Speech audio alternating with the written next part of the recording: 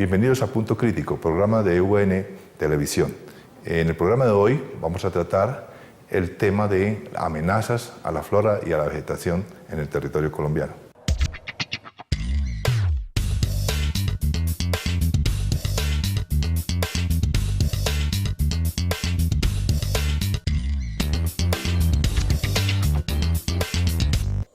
Bienvenidos a Punto Crítico. En el programa de hoy vamos a tratar el tema de amenazas a la flora, a la vegetación, y para ello contamos con la participación del profesor y doctor en biología Néstor Julio García, profesor de la Universidad Javeriana, y del candidato a doctor Vladimir Minorta, del programa de doctorado en biología de la Universidad Nacional. En el inicio del tratamiento del tema, quisiéramos que el profesor Néstor nos explicara el origen de los programas para calificar las amenazas sobre la flora, el estado actual del conocimiento del tema en Colombia. Gracias, Orlando. Bueno, cuando estamos hablando del riesgo de extinción de la flora o de cualquier organismo, de hecho cualquier organismo vivo, entonces acudimos a un sistema internacional que ha surgido a partir de la Unión Internacional para la Conservación de la Naturaleza, que es la entidad, digamos, encargada de estos temas a nivel global. Y desde hace algunas décadas se ha propuesto un sistema internacional que es el sistema de categorías y criterios, con el cual se evalúa cuál es el riesgo de extinción de los organismos, entre ellos, por supuesto, las especies vegetales. Ese es un sistema, digamos, estandarizado global. Se puede utilizar para evaluar el riesgo de extinción de un elefante, de un tigre o de una planta. Es un sistema que puede funcionar para cualquier organismo. Con base en esta metodología que ha sido propuesta a nivel internacional, pues el país ha iniciado desde hace varias décadas un proceso de evaluación de riesgo de las especies que crecen acá. Y particularmente en cuanto a la flora, desde finales de los 90 se vienen haciendo distintos procesos, pero fue solo a principios del año, cerca del año 2000-2001, cuando se inició un proceso por parte del Ministerio del Medio Ambiente y de una serie de entidades de investigación, incluyendo el Instituto Humboldt y la Universidad Nacional, para desarrollar estos análisis de riesgo, aplicando la metodología internacional. Esto dio como resultado la publicación de lo que conocemos como los libros rojos de especies amenazadas, que son básicamente los libros donde se sintetizan los resultados de estos procesos de investigación. Y básicamente lo que se obtiene allí es una especie de priorización en cuanto al riesgo de extinción. Tenemos que separar dos aspectos importantes: la extinción verdadera, biológica, donde las especies desaparecen, y esta metodología, que es una metodología que prioriza o trata de identificar cuáles son las especies que están o que probablemente se podrían extinguir. Son dos situaciones, digamos, distintas. Con base en este proceso a partir del año 2001 se vienen publicando diferentes libros rojos con resultados de análisis de riesgo.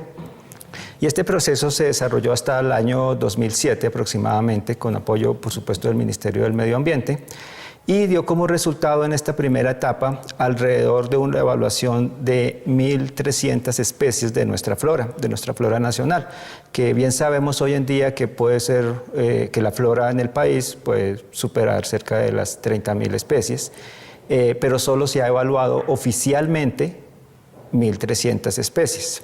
De estas, cerca de 693 especies resultaron en alguna categoría de amenaza. Este sistema califica las especies en tres niveles.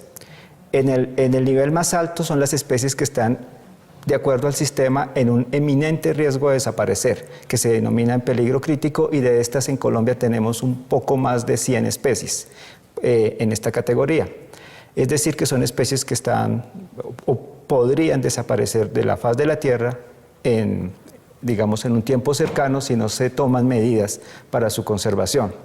Tenemos otras especies en una categoría, digamos, de menos riesgo que se denomina en peligro. Estas son cerca de 250 especies y el resto de especies se encuentran en una categoría que se denomina vulnerable, y es que son especies que podrían llegar a desaparecer, pero su riesgo es mucho menor.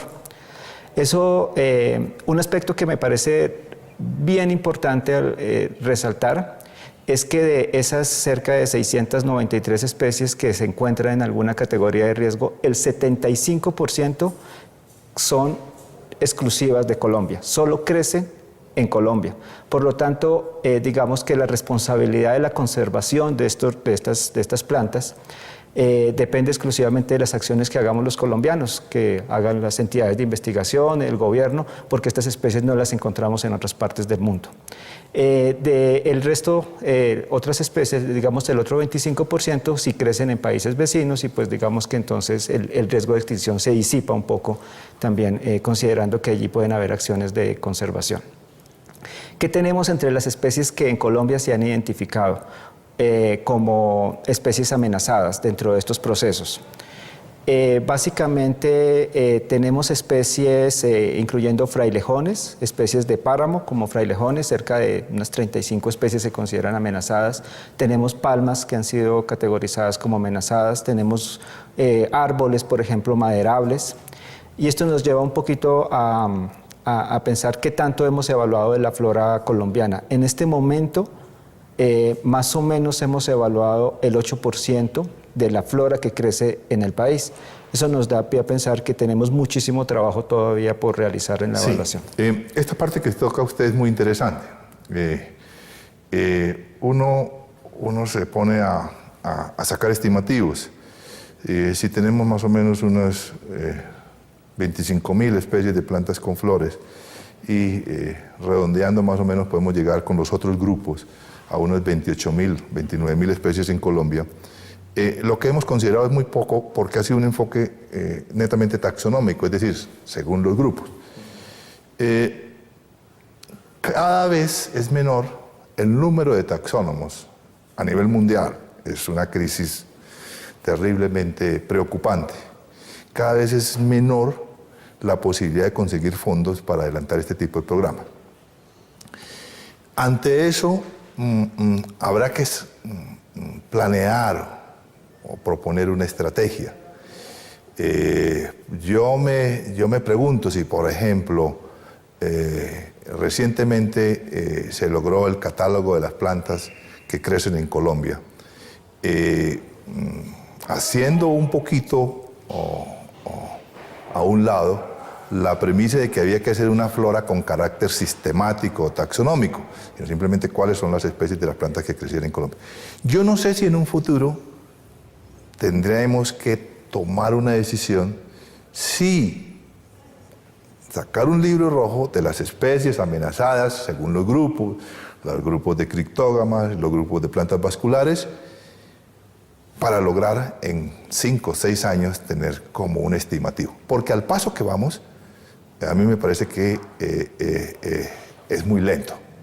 Y esto prácticamente nos está aislando, porque uno mira, Perú sacó su libro rojo de las especies amenazadas, Ecuador su libro de las especies amenazadas. Luego yo no sé, ¿usted qué piensa, Néstor?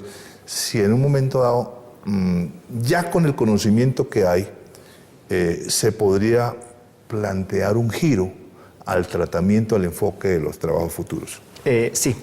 Sí, y totalmente de acuerdo. Y básicamente esto ya se está desarrollando. Se está desarrollando desde el año 2013 aproximadamente. Una serie de instituciones se han venido organizando alrededor de hacer un análisis global, digamos, de la flora colombiana, un análisis nacional. Y como base se han tomado en cuenta procesos que han desarrollado otros países, digamos, megadiversos, entre esos Sudáfrica, que tiene cerca de 20.000 especies de plantas, y Brasil, que tiene pues miles de especies de plantas, y con base en esos procesos donde ellos, por ejemplo, ya han evaluado toda su flora, se han venido desarrollando unos procesos metodológicos e incluso hemos hecho un compartir de experiencias entre esas iniciativas internacionales y nuestro sistema, y con base en eso hoy en día se ha estructurado una propuesta para el análisis de riesgo de la flora global, donde podamos además no solo tener los resultados en una publicación que es un libro rojo que está en papel, sino que además quede expuestos los resultados en un sistema que es web y que está disponible para todo el público en general y sobre todo para los tomadores de decisiones que son quienes usan esta información. Entonces, en este momento el proceso sí va avanzando hacia allá y esto también se soporta en el hecho de que ya tenemos un catálogo de la flora colombiana. Sí, mire, yo sinceramente pienso que en la categorización o en la evaluación de los riesgos, en general a la biota, a la flora, a la vegetación, hay que abrir un poquito el compás. Es decir, no podemos seguir siendo tan apegados a una metodología que en algunos casos es muy estricta y no hay la suficiente información.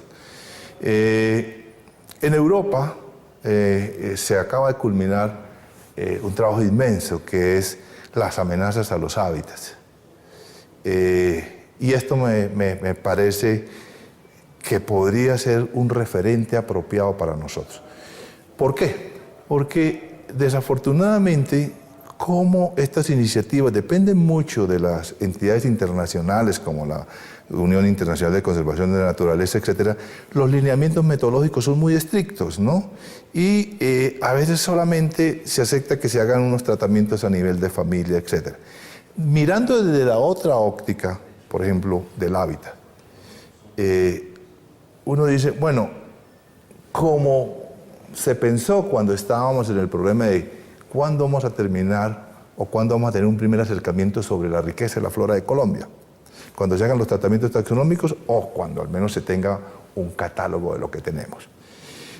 La velocidad con que el hombre transforma el ambiente natural es superior a la velocidad o a la tasa con que se producen los trabajos científicos. La tasa de deforestación de Colombia es alarmante. Las cifras oficiales dicen que son 140.000, pero las cifras académicas sustentadas es el triple, es decir, entre 400 y 450.000 hectáreas.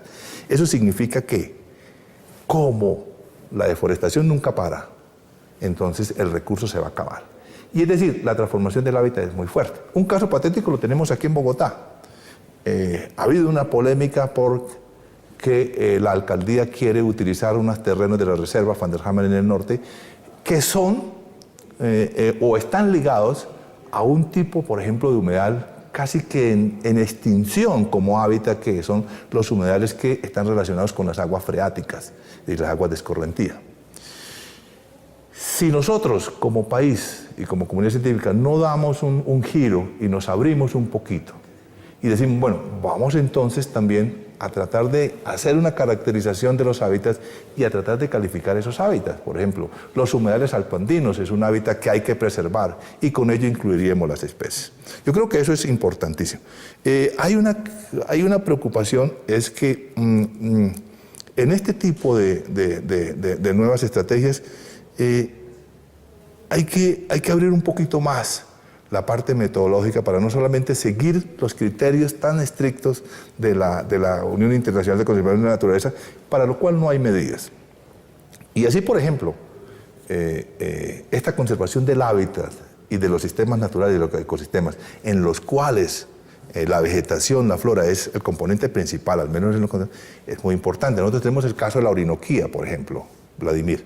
En el caso de la Orinoquía, usted que ha estudiado la flora y la vegetación de la Orinoquía, ¿cómo está el estado de amenazas, la evaluación a nivel de especies, a nivel de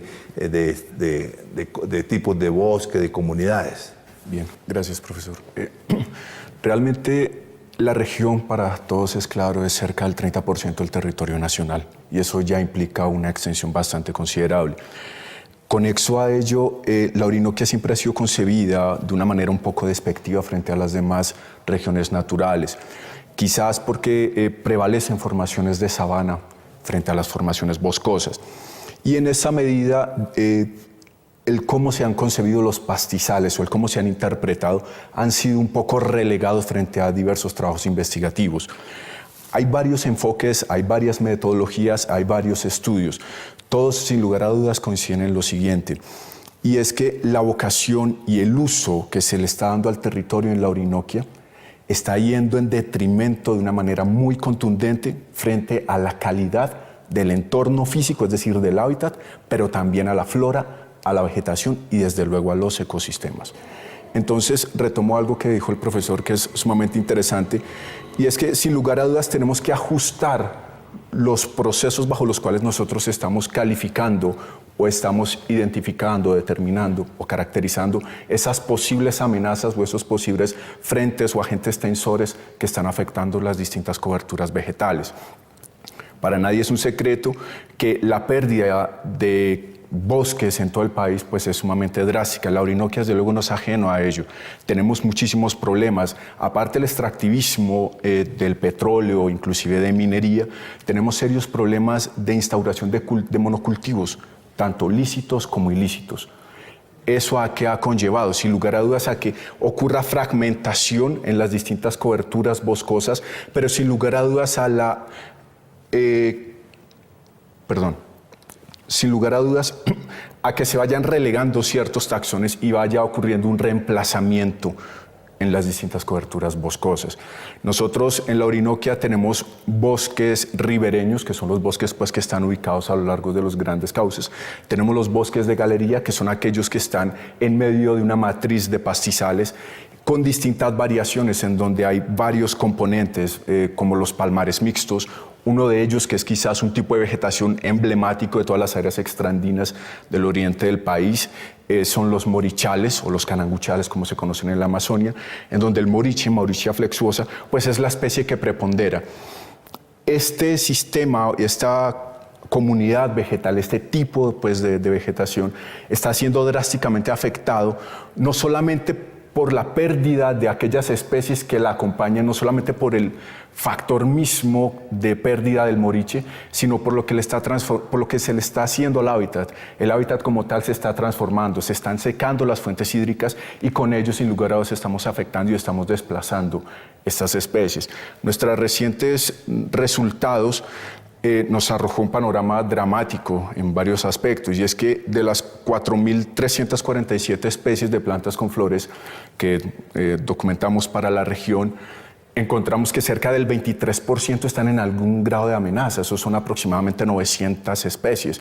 Eso ya sin lugar a dudas enciende una luz de alarma. ¿Por qué? Porque muchas de estas especies son características o tipifican alguna comunidad vegetal. Es decir, no solamente estaríamos perdiendo a la especie en sí misma, sino que estaríamos perdiendo un ensamblaje, un ensamble, un tipo de vegetación, una comunidad que está prestando una gran cantidad de servicios ambientales para la biota y sin lugar a dudas pues, para la gente que está allí establecida. Con respecto a los ecosistemas, encontramos también que aproximadamente unos 22 ecosistemas tienen algún punto de amenaza. Algunas de sus especies características está catalogado bajo alguno de los criterios que tú muy bien nos mencionaste, de vulnerable, en peligro crítico o en preocupación menor, y eso ya sin lugar a dudas merece prestar suma atención. El llamado sin lugar a dudas a, pues, ¿cuál es? Necesitamos no solamente fortalecer las líneas de investigación frente a los distintos grupos taxonómicos, sino que también necesitamos aunar esfuerzos para generar nuevas interpretaciones de qué manera se está afectando el hábitat, como bien lo anotó el profesor, porque eso sin lugar a dudas se va reflejado en la arquitectura y desde luego en la composición florística de las comunidades vegetales.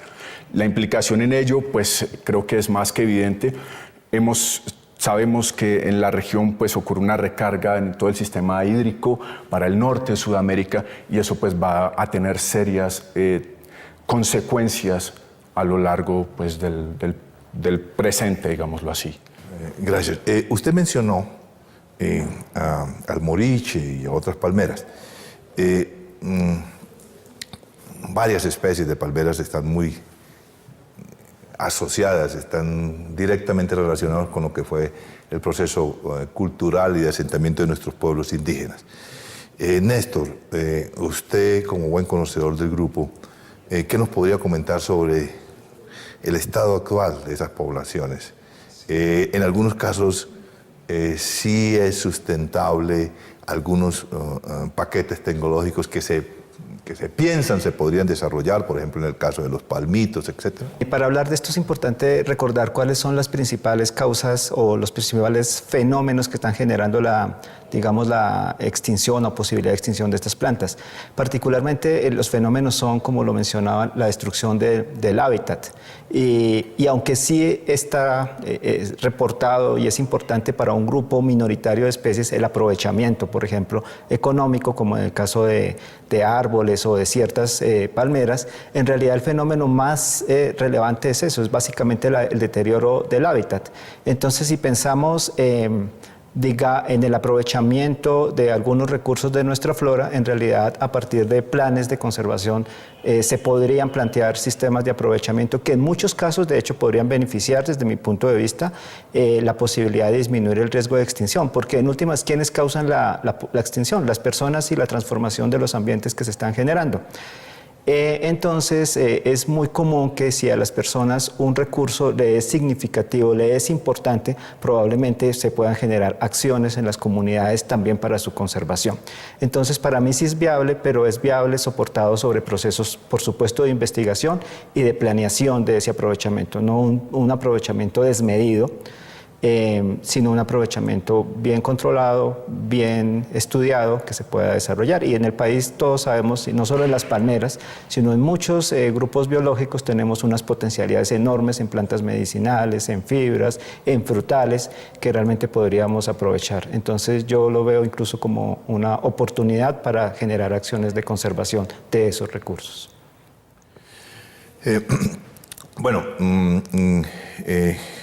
Casi siempre se discute mucho de que si somos un país tan rico en biodiversidad, ¿por qué esa biodiversidad no se ha incorporado en los planes de desarrollo? En el caso, por ejemplo, de los grupos que se están evaluando o que se han evaluado, hay grupos importantes en cuanto a maderas, hay grupos importantes en cuanto a sustancias colorantes, hay grupos importantes en cuanto a alimentación.